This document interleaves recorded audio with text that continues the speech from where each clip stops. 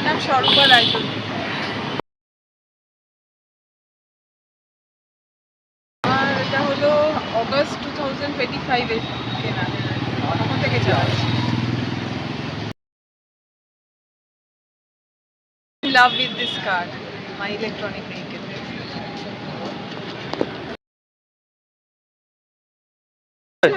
দেখুন, বাড়িতে চার্জ দিই তো স্লো চার্জিং, যদিও অসুবিধা হয় না। কাজ সেরে যখন বাড়ি ঢুকি সারা রাত চার্জ হয়, কোনো প্রবলেম হয় না।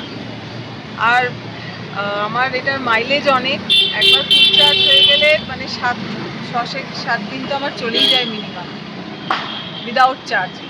তো আমার অ্যাবসলিউটলি কোনো অসুবিধা হয় না। হ্যাঁ, এবার লং ডিস্টেন্স ট্রাভেলে প্রবলেম হয়। আমি একবার দুবার দুর্গাপুর গেছিলাম, দ্যাট ওয়াজ অ্যারাউন্ড 170 কিলোমিটার্স, কিন্তু সেটাকেও আমার মানে সিঙ্গেল 100% চার্জে হয়ে গেছিল। তো মাঝখানে চার্জিং দেওয়ার দরকার পড়ে।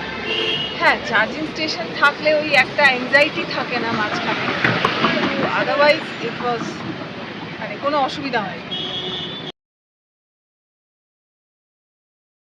Highly recommended. যদি গাড়ি কিনতে হয় তাহলে ইলেকট্রিক ভেহিকেল কিনুন। টাকা পয়সার ইনিশিয়াল ইনভেস্টমেন্টটা বেশি থাকবে ঠিকই, কিন্তু ইন দ্য লং রান কিন্তু ভেরি কস্ট এফেক্টিভ। আমার যেটা 1200 থেকে 1500 টাকায় মান্থলি হয়, সেটা পেট্রোলে হলে মিনিমাম 15,000 টাকা হবে।